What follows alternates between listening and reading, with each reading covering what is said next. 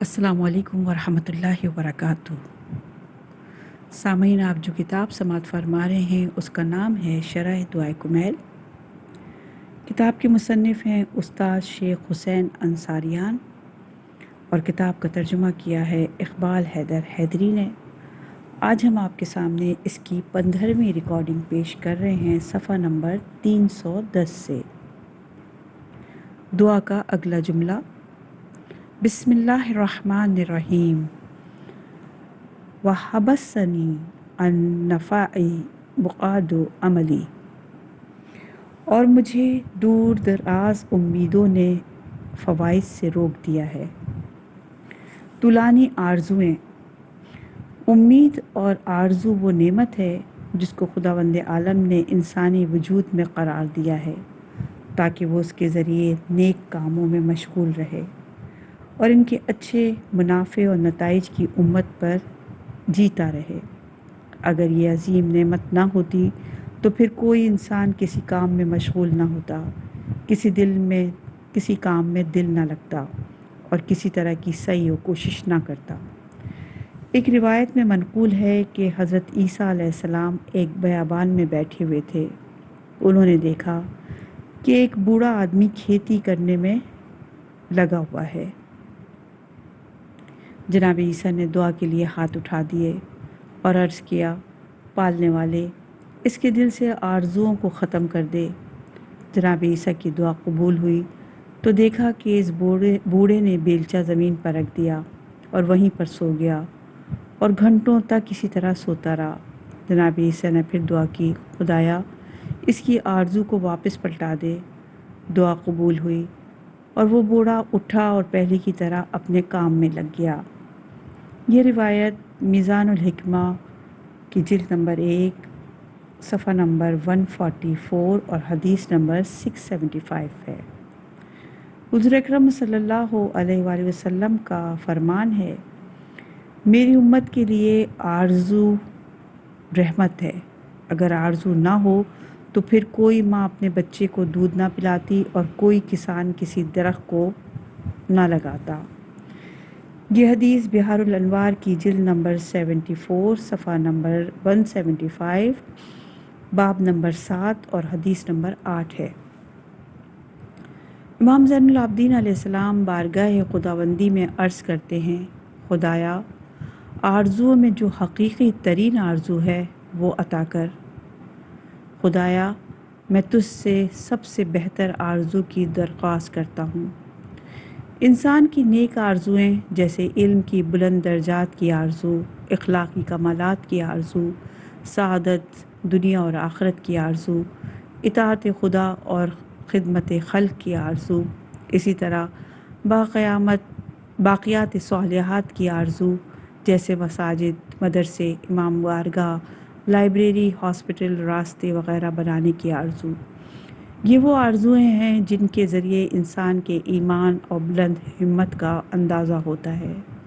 लेकिन अगर ये आरज़ुएँ और तमन्नाएँ सिर्फ़ दुनियावी और मादी चीज़ों से मुताल्लिक़ हों और हद से ज़्यादा इनका शैदाई हो, इस हद तक कि इंसान का चैन और सुकून छिन जाए, इंसान में हिर्स और लालच और बुख़ल पैदा हो जाए, हुकूक़ुन नास पामाल होने लगे और इंसान में ख़ुद पसंदी और गुरूर आ जाए, तो ये आरज़ुएँ हैं जो नापसंद, बातिल और नाहक हैं। और ये वो शैतानी सिफ़ात हैं जिनकी वजह से इंसान खुदा और क़यामत को भूल जाता है और खुदा की इताअत और बंदगी से महरूम हो जाता है। इस सिलसिले में अहले बैत अलैहिमुस्सलाम से मनक़ूल रिवायात में बहुत से अहम नुकात की तरफ तवज्जो दिलाई गई है। लिहाजा हर मोमिन का फ़रीज़ा है कि वो इन चीज़ों पर तवज्जो करे और इन पर अमल भी करे। अमीरुल मोमिनीन अलैहिस्सलाम इस सिलसिले में फ़रमाते हैं, बातिल और नाहक आरज़ू शराब की मानिंद होती हैं कि जो भी इसको देखता है वो धोखा खा जाता है और जो इस पर उम्मीद रखे इसकी उम्मीद खाक में मिल जाती है। आरज़ू एक धोखा देने वाली और नुकसानदेह चीज़ होती है। आरज़ू इंसान की बसीरत को अंधा कर देती है। आरज़ू गाफिल लोगों के दिलों में पर शैतानी हुक्मरान है। ये तमाम हदीस गररुल हकम میزان الحکمہ میں موجود ہیں۔ حضرت موسیٰ علیہ السلام خدا سے مناجات کرتے ہوئے آواز سنتے ہیں کہ اے موسیٰ، دنیا میں اپنی آرزوؤں کو نہ بڑھاؤ، کیونکہ آرزوئیں تمہارے قلب کو سخت کر دیں گی، اور جو شخص سنگ دل ہو جاتا ہے وہ مجھ سے دور ہو جاتا ہے۔ امام جعفر صادق علیہ السلام دعائے عرفہ میں بارگاہ رب العزت میں عرض کرتے ہیں، پالنے والے، میں تجھ سے پناہ مانگتا ہوں اس دنیا کے بارے میں جو بہترین آخرت سے روک دیتی ہے، اور اس زندگی سے جو بہترین طریقے سے مرنے سے روک دیتی ہے، اور ان آرزوؤں سے جو بہترین عمل سے روک دیتی ہے۔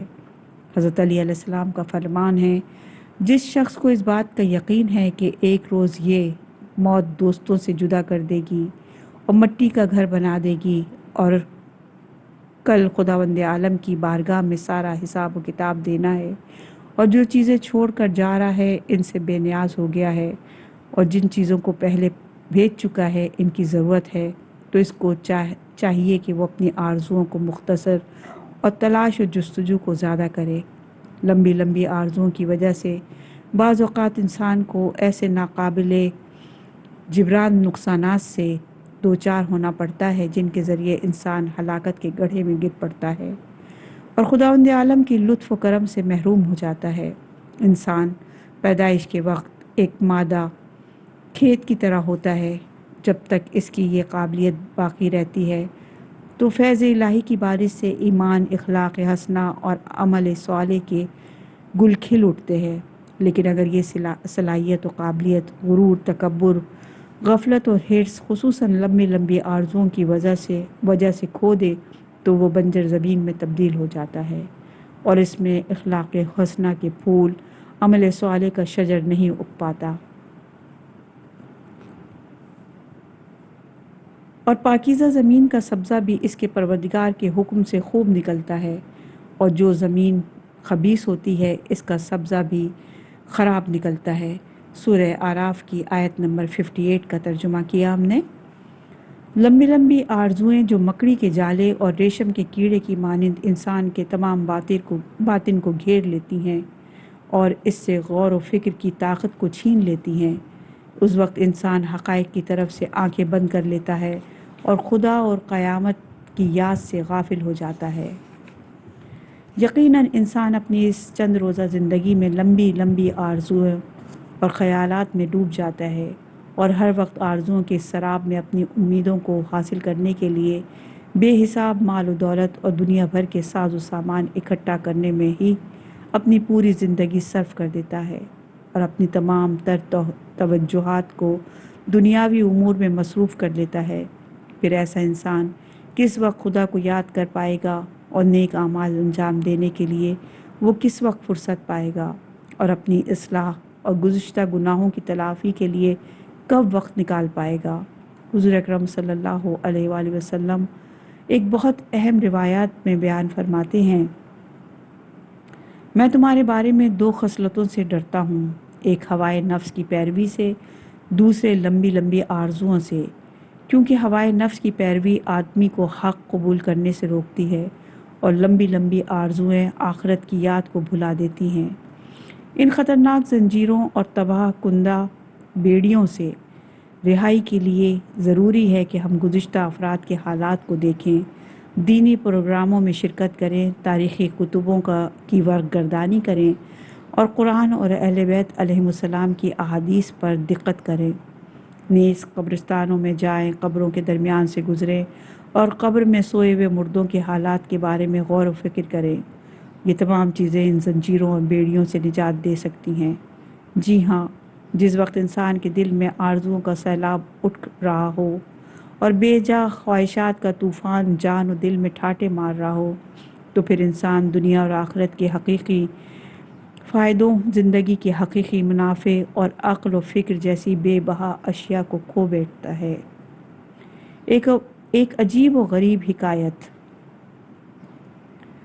عطار نیشا پوری روایت کرتے ہیں کہ ایک روز حسن بصری کسی جگہ پر جا رہے تھے، راستے میں دجلہ سے گزرنا تھا، کشتی کے انتظار میں کھڑا تھا، اچانک دیکھا کہ حبیب الجمعی جو بہت بڑے عابد اور زاہد تھے چلے آ رہے ہیں۔ انہوں نے کہا آپ یہاں کیوں کھڑے ہوئے ہیں؟ جواب دیا میں کشتی کے انتظار میں ہوں۔ حبیب نے کہا اے استاد، میں نے آپ سے تعلیم حاصل کی اور اسی کے دوران آپ سے یہ بات بھی سیکھی ہے، لوگوں سے حسد اور لمبی لمبی آرزوؤں کو دل سے نکال دو، یہاں تک کہ دنیا کے حصول کی آگ تمہارے اندر خاموش ہو جائے۔ اس وقت خداوند عالم اس مقام پر پہنچا دے گا کہ پانی پر پیر رکھتے ہوئے اس سے گزر جاؤ گے۔ یہ کہہ کر حبیب نے پانی پر چلنا شروع کر دیا اور دریا کی طرف کہ اس طرف پہنچ گئے۔ یہ دیکھتے ہی حسن بصری بے ہوش ہو گئے، اور جب ہوش آیا تو لوگوں نے ان سے پوچھا تمہیں کیا ہو گیا ہے؟ جواب دیا کہ اس شخص نے مجھ سے علم حاصل کیا اور آج مجھے ملامت کرتا ہوا پانی سے گزر گیا۔ اگر کل روز قیامت آواز قدرت آئے کہ پل سرات سے گزر جاؤ اور میں اسی طریقے سے رہ جاؤں تو پھر کیا ہوگا؟ اس کے بعد حبیب سے سوال کیا کہ آپ اس عظیم مقام تک کیسے پہنچے؟ تو انہوں نے جواب دیا اے حسن، میں دل کو سفید کرتا ہوں اور تم کاغذ کو سیاہ کرتے ہو۔ اس وقت حسن بصری نے کہا میرا علم دوسروں کو فائدہ پہنچاتا ہے اور میں اس سے فائدہ نہیں اٹھاتا۔ دعا کا اگلا جملہ صفحہ نمبر 316 پر۔ بسم اللہ الرحمن الرحیم۔ وَخَدَعْتَنِی دنیا بِغُرُورِہَا، اور دنیا نے دھوکے میں مبتلا رکھا ہے۔ دنیا کی اچھائیوں برائیوں نیز اس کے مکر و فریب کو نفسانی حالات اور انسانی تفرقات کی ترازو میں تولنا چاہیے۔ جو شخص اپنے نفس کا اسیر ہو اور اس پہ بے ہودہ خیالات کا غلبہ ہو، نیز تکبر، غرور، طمع اور لالچ میں اور بخل جیسی بری عادتوں میں غرق ہو اور خدا و قیامت سے غافل ہو، اسی طرح وہ انبیاء کی نبوت اور ائمہ علیہ السلام کی امامت سے بے خبر ہو، دنیاوی رزق و برق، مال و منال اور مقام و ریاست سے دھوکہ کھائے ہوئے ہو اور یہ عقیدہ رکھتا ہو کہ یہی چیزیں بنیادی اور اصل ہیں، ان کے علاوہ سب چیزیں بے حقیقت ہیں، اور اپنی پوری زندگی انہی کے لیے خرچ کر دے۔ ایسا انسان موت کے وقت جب ان مادی نعمتوں کو چھوڑنے کا وقت آتا ہے تو بیدار ہوتا ہے، تب اسے یہ سب چیزیں بے حقیقت نظر آتی ہیں اور ان چیزوں کے لیے دن رات محنت کرتا تھا اور اپنی تمام تر کوششوں کو بروئے کار لاتا تھا، وہ سب ایک دھوکہ دکھائی دینے لگتی ہیں، اور اس وقت وہ ایمان اور عمل صالح کی دولت سے خالی ہاتھ نظر آتا ہے اور اسے اس دوسری دنیا میں منتقل ہو جاتا ہے۔ تاریخ کے فرعون اور قارون پیدائش کے وقت سے فرعون و قارون نہیں تھے، بلکہ ان کے غلط تفرقات اور خواہش نفسانی نے ان کو فرعون اور قارون بنا دیا تھا۔ لیکن اگر انسان ہوائے نفس کی گندگی سے پاک ہو، ناپاک خیالات سے دور ہو، اخلاقی برائیوں کا طوفان اس کے دل میں نہ اٹھتا ہو اور خدا اور رسول، ائمہ اور قیامت کی معرفت رکھتا ہو، تو اس دنیا کو آخرت کے سنوارنے اور عمل صالح بجا لانے کا وسیلہ سمجھتا ہے اور اپنی تمام زندگی کو انہی حقائق کو حاصل کرنے میں صرف کر دیتا ہے۔ ائمہ معصومین اور انبیاء علیہم السلام بھی انسان تھے، لیکن اس دنیا کے زرق و برق اور مادی امور میں گرفتار نہیں ہوئے اور امور دنیا سے دھوکہ نہیں کھایا۔ وہ اہل بصیرت علماء جو دل کی آنکھ سے تمام چیزوں کی حقیقت کا مشاہدہ کرتے ہیں، ان حضرات نے لوگوں کو پند و نصیحت کی ہے تاکہ ان کے دل بیدار ہو جائیں۔ ہمیں ان سے عبرت حاصل کرنا چاہیے۔ امیر المومنین علیہ السلام فرماتے ہیں میں باغ فدق کے ایک حصے میں بیلچے سے کام کر رہا تھا، وہ فدق جو جناب فاطمہ الزہرا سلام اللہ علیہا سے مخصوص تھا۔ اچانک ایک عورت کو دیکھا جو شریف اور بزرگوار دکھائی دے رہی تھی۔ مجھے محسوس ہوا کہ یہ قریش کی عورتوں میں حسن و جمال سے مشہور ہے۔ مجھے دیکھ کر وہ رونے لگی کہ اے ابن ابی طالب، کیا مجھ سے شادی کرو گے؟ اگر آپ چاہیں تو میں تیار ہوں، اس صورت میں تمہاری مددگار ثابت ہوں گی اور اپنی معاشی زندگی کے لیے آپ کو اس طرح کا کام نہیں کرنا پڑے گا۔ میں زمین کے خزانوں سے باخبر کر دوں گی اور ایسے مواقع فراہم کروں گی کہ دنیا میں بادشاہ بن جائیں گے۔ میں نے کہا تو کون ہے جو میں تجھ سے شادی کروں؟ اس نے جواب دیا میں دنیا ہوں۔ میں نے کہا جا میرے علاوہ کسی دوسرے کو تلاش کر، جا میں نے تجھے 3 بار طلاق دی، جس کے بعد رجوع کی کوئی گنجائش باقی نہیں رہتی۔ یہ حدیث بحار الانوار کی جلد نمبر 70 صفحہ نمبر 84 باب نمبر 123 حدیث نمبر 47 ہے۔ سامعین کرام، جو شخص دنیاوی امور اور اس کے زرق اور برق میں کھو گیا، گویا وہ ہمیشہ ہمیشہ کے لیے ہلاک ہو گیا، اور اس نے دنیا سے صحیح فائدہ نہ اٹھا کر اپنی آخرت کو تباہ کر لیا۔ لیکن اگر کوئی شخص اس دنیا سے بے رغبت ہو تو ایسا شخص آخرت کے ابدی فائدوں اور خوشنودی خدا کے خزانے سے مالا مال ہو جاتا ہے۔ امام جعفر صادق علیہ السلام فرماتے ہیں، جو شخص دنیا سے آراز کرے اور اس سے بے رغبتی دکھائے تو خداوند عالم اس کے دل میں حکمت کو قائم کر دیتا ہے اور اس کی زبان پر حکمت کے کلمات جاری کر دیتا ہے، اور اس کے دل کی آنکھوں کو دنیاوی عیوب، بیماری اور اس سے شفا کی طرف کھول دیتا ہے، اور اس کو دنیا سے صحیح و سالم اور بے عیب نکال کر دارالسلام کی طرف لے جاتا ہے۔ جناب لقمان حکیم اپنے بیٹے سے فرماتے ہیں، بیٹا، یہ دنیا ایک گہرا سمندر ہے جس میں بہت سے غرق ہو چکے ہیں، لہٰذا اس میں تقوی الہی کی کشتی بناؤ اور اس میں ایمان اور عمل صالح کو رکھو، اور اس کے بعد بان کو توکل خدا قرار دو، اور عقل کو اس کا ناخدا بناؤ، اور علم و معرفت کا اس میں چراغ جلاؤ، اور صبر و استقامت کو اس کی سواری قرار دو۔ یہ حدیث اصول کافی کی جلد نمبر 1 اور کتاب العقل و جہل کی حدیث نمبر 16 ہے۔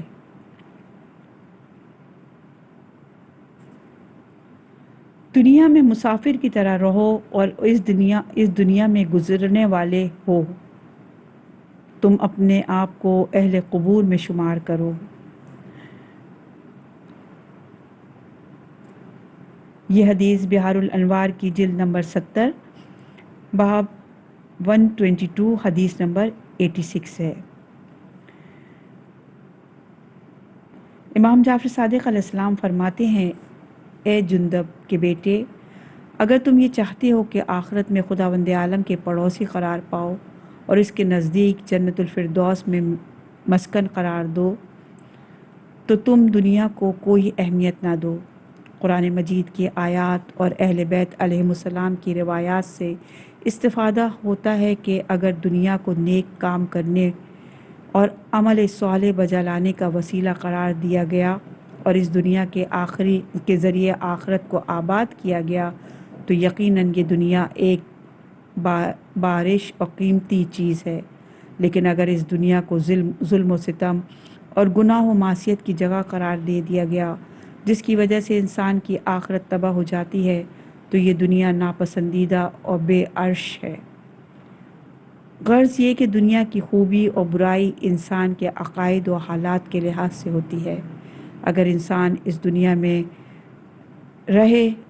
راہ ایمان، عمل صالح اور بلند اخلاق کو اپنا شعار بنا لے تو واقعاً یہ دنیا انسان کے لیے 100% مفید ہے، لیکن اگر اس دنیا میں رہ کر کفر و شرک، گناہ و معصیت اور ناشکری اور بد اخلاقی میں گرفتار ہو جائے تو پھر یہی دنیا انسان کے لیے 100% نقصان دہ ہے۔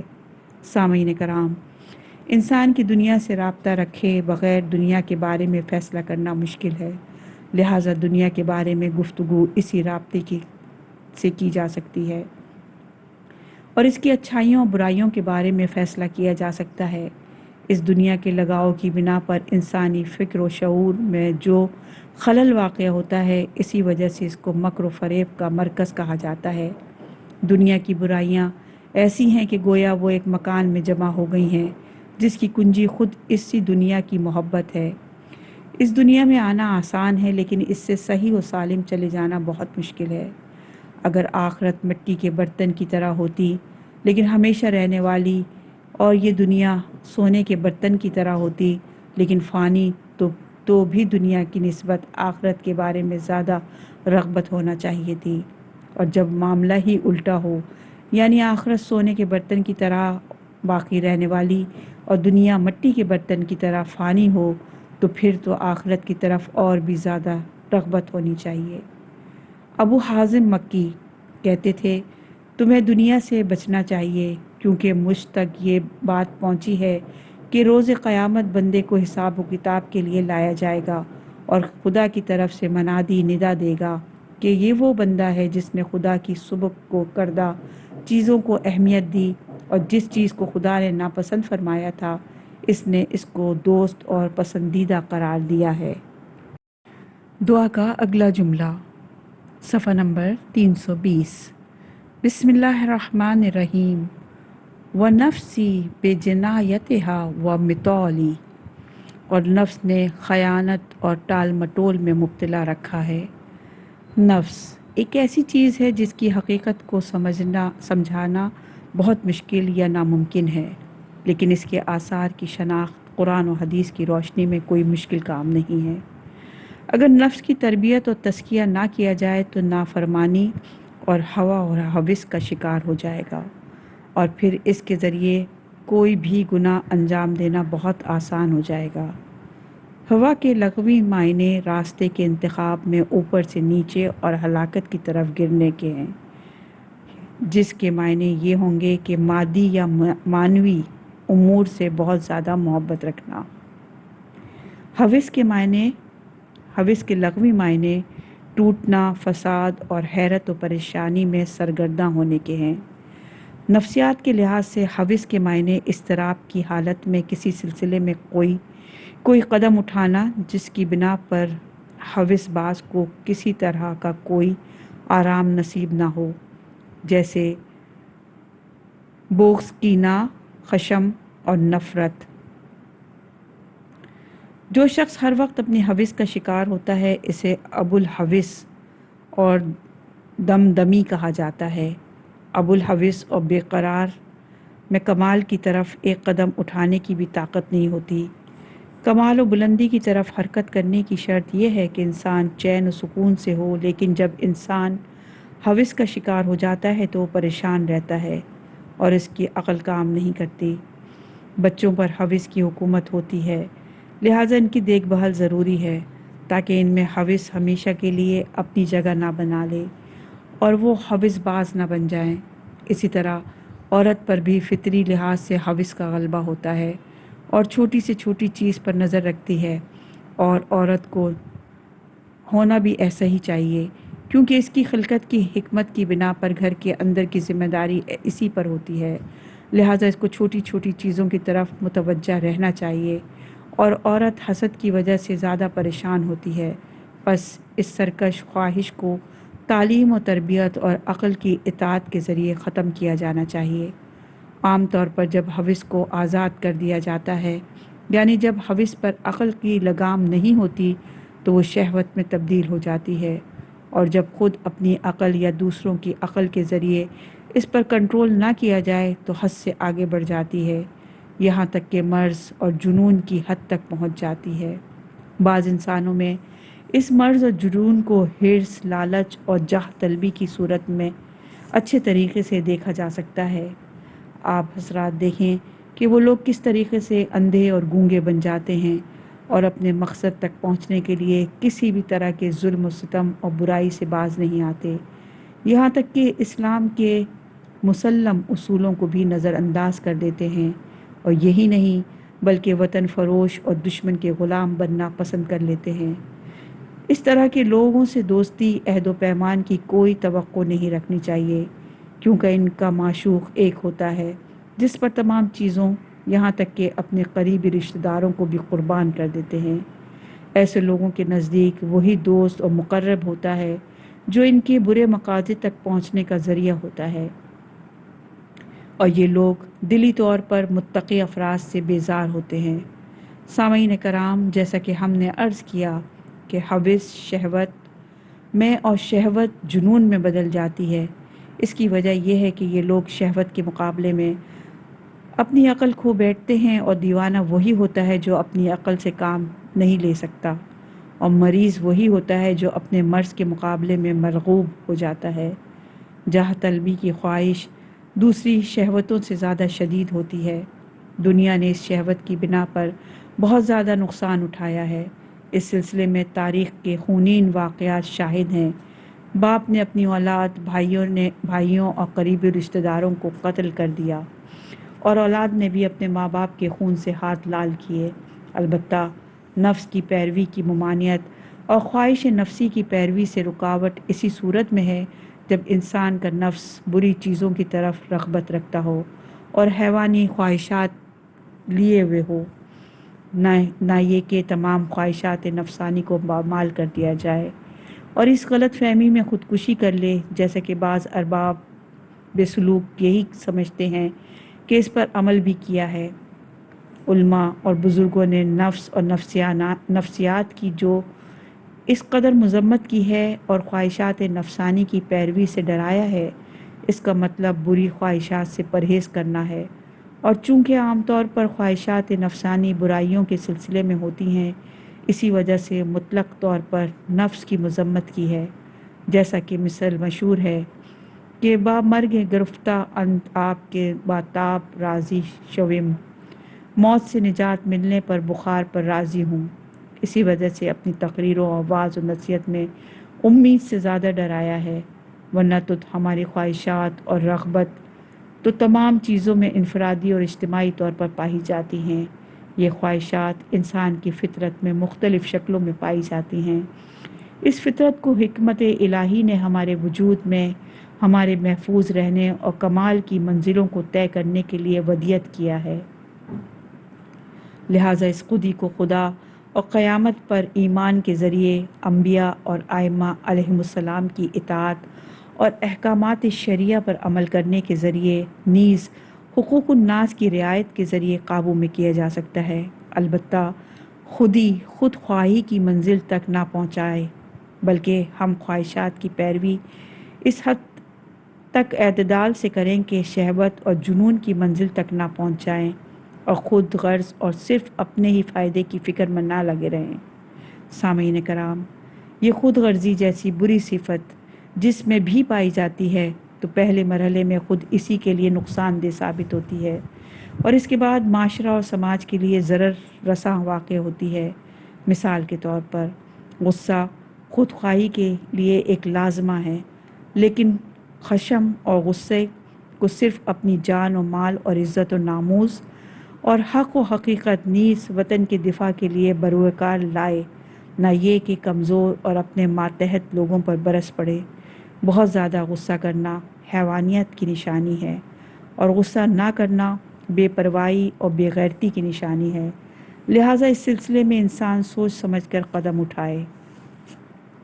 آزادی زندگی کا ایک بہترین پھل اور کمال ارادہ کی شرط ہے، کیونکہ اگر انسان آزاد ہو تو پھر وہ دوسروں کی مرضی پر نہیں چلے گا، لیکن توجہ رہے کہ یہ آزادی جو فطری چیز ہے اپنی حد اعتدال میں باقی رہے اور اس پر عقل و شعور کی حکومت ہو، کیونکہ آزادی کی افراط انسان کو طغیان اور سرکشی کی منزلوں تک پہنچا دیتی ہے، اور آزادی میں تفریط یعنی کمی ہونا اپنے آپ کو ظلم و ستم کے حوالے کرنا ہے۔ حب مال کی خواہش اچھی ہے، لیکن جب تک بخل، حقوق الناس کی پامالی، جوا، سٹہ، چوری اور دھوکہ دہی وغیرہ کی منزل تک نہ پہنچے۔ دوسروں سے تعلقات برقرار رکھنا نیک کام ہے، لیکن اس میں بھی میانہ روی اختیار کی جائے، ایسا نہ ہو کہ خود اپنے اوپر یا اپنے گھر والوں کے اوپر ظلم و ستم کا باعث بن جائے۔ حسن معاشرت اور دوسروں کو خوشحال کرنا اچھا کام ہے، لیکن ایسا نہ ہو کہ اس ہنسی مذاق سے کسی کی توہین ہو جائے۔ دوستوں کی اچھی صفات کا ذکر کرنا، ان کو شوق دلانا صحیح ہے، لیکن یہ کام چاپلوسی کی منزل تک نہ پہنچ جائے۔ سامعین، گزشتہ مطالب کے پیش نظر اگر نفس کی تربیت نہ ہو اور اخلاق اسلامی سے آراستہ نہ ہو تو پھر اس کے نقصانات اور خیانات کو اچھی طرح سے سمجھا جا سکتا ہے۔ اوصاف نفس۔ قرآن مجید میں نفس کے چند صفات ذکر کیے گئے ہیں جو انسان میں واقعتاً اور دینی اور اخلاقی حقائق سے بے توجہی کے نتیجے میں ظاہر ہوتے ہیں۔ نمبر 1، نفس امارہ۔ نمبر 2، نفس وسائی، نفس صحفی، نفس تصویلی، نفس رہیائی، نفس ہوائی اور نفس حسرتی۔ ان تمام اوصاف کو بیان کرنے والی آیات کچھ یہ ہیں۔ سورہ یوسف کی آیت نمبر 53 میں ارشاد باری تعالیٰ ہے، نفس بہرحال برائیوں کا حکم دینے والا ہے۔ سورہ شمس کی آیت نمبر 10 میں ارشاد باری تعالیٰ ہے، اور وہ نامراد ہو گیا جس نے اسے آلودہ کر دیا۔ سورہ بقرہ کی آیت نمبر 130 میں ارشاد باری تعالیٰ ہے، اور کون ہے جو ملت ابراہیم سے آراز کرے مگر یہ کہ اپنے ہی کو بیوقوف بنائے۔ سورہ یوسف کی آیت نمبر 18 میں ارشاد باری تعالیٰ ہے، یعقوب نے کہا کہ یہ بات صرف تمہارے دل نے گڑی ہے۔ سورہ مدثر کی آیت نمبر 38 میں ارشاد باری تعالیٰ ہے، ہر نفس اپنے اعمال میں گرفتار ہے۔ سورہ نازعات کی آیت نمبر 40 اور 41 میں ارشاد باری تعالیٰ ہے، اور جس نے رب کی بارگاہ میں حاضری کا خوف پیدا کیا ہے وہ اپنے نفس کو خواہشات سے روکا ہے تو جنت اس کا ٹھکانہ اور مرکز ہے۔ سورہ زمر کی آیت نمبر 56 میں ارشاد باری تعالیٰ ہے، پھر تم میں سے کوئی نفس یہ کہنے لگے گا کہ ہائے افسوس، میں نے خدا کے حق میں بڑی کوتاہی کی ہے۔ شیخ بہائی اپنی عظیم الشان کتاب اربعین میں تحریر فرماتے ہیں، روایات کی روشنی میں نفس سے مراد حیوانی طاقت جیسے شہوت، غیظ و غضب اور غصہ ہے۔ غزالی اپنی کتاب مدارج القدس میں ایک جملہ میں اسی معنی کی طرف اشارہ کرتے ہیں۔ آپ کہتے ہیں، نفس ان تمام بری صفات پر اطلاق ہوتا ہے جو عقل کے مخالف ہو۔ حکمائے الہی کہتے ہیں، جہاد بن نفس کو جہاد بن نفس اس لیے کہا جاتا ہے کہ اس نفس کا بدن سے تعلق ہوتا ہے اور اس کے نتیجے میں اس نفس سے درندگی اور شیطانی صفات پیدا ہوتے ہیں، ورنہ تو ان چیزوں کے علاوہ نفس میں عقل اور فرشتوں کی صفات پائے جاتے ہیں، اور اپنی خلقت کے اعتبار سے نفس کے ذریعے خدا کی عبادت کی جاتی ہے اور اسی کے ذریعے بہشت کو حاصل کیا جاتا ہے۔ لہٰذا نفس کے برے صفات سے جہاد کیا جائے تاکہ انسان کو سکون حاصل ہو سکے اور وہ حیوانوں کے شر سے محفوظ رہ سکے، ورنہ تو اس گھر میں ہمیشہ ایک طوفان اور جنگ و جدل برپا رہتا ہے۔ ایران کے مشہور شاعر مرحوم سعدی کہتے ہیں، ایک شخص نے پیغمبر اکرم صلی اللہ علیہ وآلہ وسلم کی اس حدیث کے بارے میں سوال کیا جس میں حضرت نے ارشاد فرمایا تھا، تیرا سب سے بڑا دشمن خود تیرا نفس ہے جو تیرے ہی پہلو میں موجود ہے۔ چنانچہ اس نے جواب دیا، کیونکہ اگر کسی بھی دشمن کے ساتھ احسان کرو گے وہ تمہارا دوست بن جائے گا سوائے نفس کے، کیونکہ جتنا اس کے ساتھ احسان کرو گے، جس قدر اس کی پیروی کرو گے اور اس کا کہنا مانو گے تو وہ اتنی ہی مخالفت اور دشمنی زیادہ کرے گا۔ سامعین، یہ ایک حقیقت ہے کہ ہوائے نفس کی پیروی کرنے والے چونکہ عقل سے کام نہیں لیتے لہٰذا پاگل اور دیوانے ہو جاتے ہیں۔ جناب بہلول سے سوال کیا گیا کہ شہر میں دیوانوں اور پاگلوں کی تعداد کتنی ہوگی، تو انہوں نے جواب دیا، ان کا شمار کرنا مشکل ہے۔ اقلا کے بارے میں پوچھو تو میں بتا سکتا ہوں۔ اصلاح نفس کے سلسلے میں حضرت علی علیہ السلام کا نظریہ۔ حضرت علی علیہ السلام جو ہر چیز کے بارے میں مکمل بصیرت رکھتے تھے اور ان کے تمام رموز سے آگاہ تھے، آپ نے اصلاح نفس کے لیے چند چیزوں کی رہنمائی کی ہے جن کو ایک عظیم الشان شیعہ عالم دین علامہ آمدی نے اپنی گراں قدر کتاب غرر الحکم میں بیان کیا ہے۔ مولا علی فرماتے ہیں، جس وقت تم اپنے نفس کی اصلاح کرنا چاہو تو میانہ روی اور قناعت کو اپنا شعار بناؤ اور تھوڑی سی دنیا پر اکتفا کرو۔ آپ فرماتے ہیں، نفس کی اصلاح کے لیے ہوائے نفس سے جہاد کرنا ہوگا جس کے سبب نفس پر غلبہ حاصل ہو جائے گا۔ آپ فرماتے ہیں، اصلاح نفس کا طریقہ خود کو دنیا سے دور رکھنا ہے۔ آپ آگے فرماتے ہیں کہ نفس کا علاج اس کے بے حساب و کتاب خواہشات سے اجتناب کیا جانا ہے۔ آپ فرماتے ہیں، گناہوں سے دوری اصلاح نفس کا سبب ہے۔ یہ تمام احادیث غرر الحکم میں موجود ہیں اور یہ ہیں صفحہ نمبر 326 شرائع دعائے کمیل میں۔ اور احادیث بھی موجود ہیں مولا علی کی صفحہ نمبر 327 پر۔ پہلی حدیث نہج البلاغہ میں خطبہ نمبر 198 میں موجود ہے۔ آپ فرماتے ہیں، مولا علی فرماتے ہیں، تقوی الہی تمہارے دلوں کی بیماریوں کی دوا اور نفسانی گندگی کو پاک کرنے والا ہے۔ آپ فرماتے ہیں، دنیا کا عشق وبائے جان ہے، ناجائز لذات کا شیدائی ہونا تمام مفاسد کی جڑ اور بنیاد ہے۔ خوشا نصیب ہے اس شخص کا جو اپنے نفس کے فرعون کی مخالفت کرے اور اپنی عقل کے موسیٰ کی اطاعت کرے۔ سبحان اللہ۔ یہ حدیث غرر الحکم میں موجود ہے، لیکن ان روحانی اور ملکوتی فقرات میں اس حقیقت کی طرف اشارہ ہے کہ ہر شخص کے اندر یعنی اس عالم صغیر میں ایک موسیٰ اور ایک فرعون ہوتا ہے۔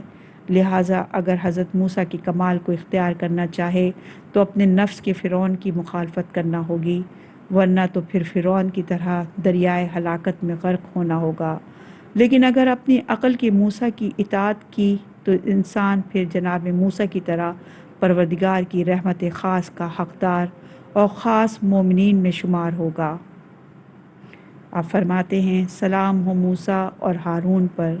آپ آگے فرماتے ہیں، بے شک وہ دونوں ہمارے مومن بندوں میں سے تھے۔ جو شخص اپنی عقل کے موسیٰ کی پیروی کرے تو پھر آسمانوں میں جناب موسیٰ کا ہم پرواز ہو جائے گا۔ لہٰذا خوشا نصیب ہے وہ شخص جو اپنے نفس کے فرعون کی مخالفت اور اپنی عقل کے موسیٰ کی اطاعت کرتا ہے۔